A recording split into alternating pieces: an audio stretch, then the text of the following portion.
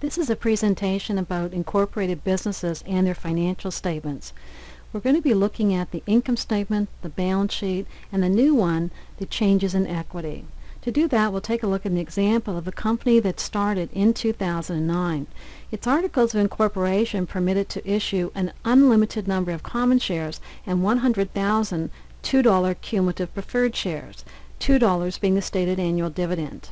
The company started in 2009 when the owners invested $80,000 in exchange for 20,000 common shares. During that first year, the company earned revenues of $55,000 and paid expenses of $75,000, all in cash. This means we have a loss of the difference of $20,000 that we'll see on the income statement.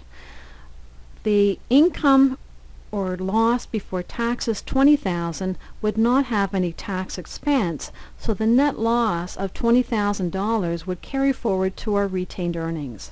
We see that initially on the statement of change in equity. Here we want to show the change from the beginning balance to the ending balance for each of our capital accounts. At this point we have just two capital accounts, common shares and retained earnings.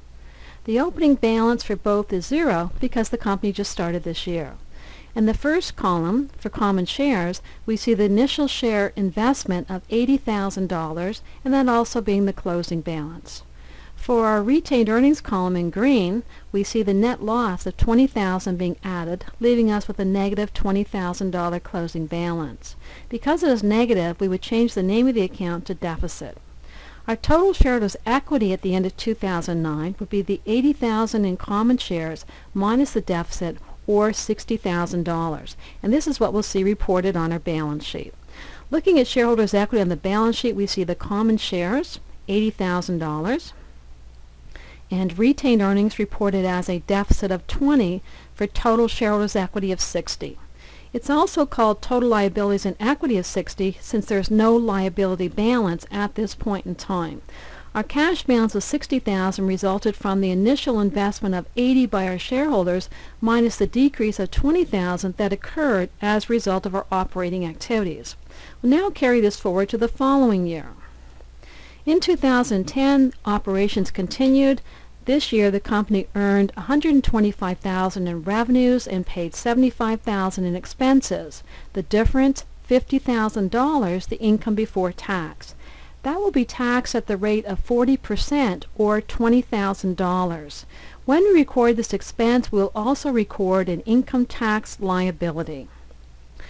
In 2010, shareholders made more investments. They invested $50,000 in exchange for 1,000 preferred shares and $25,000 in exchange for another 6,000 common shares. No dividends were declared in 2010.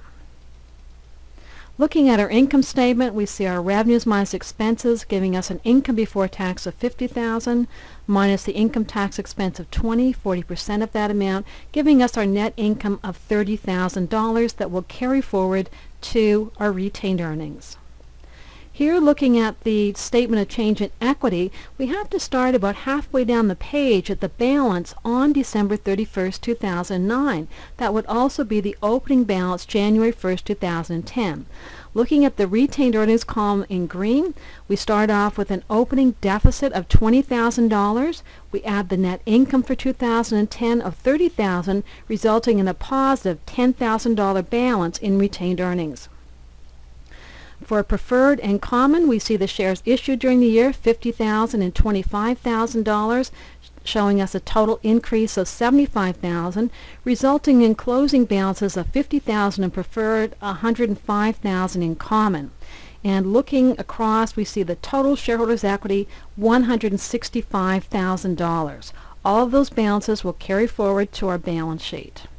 Looking at our balance sheet for 2010, we now see our preferred shares reported.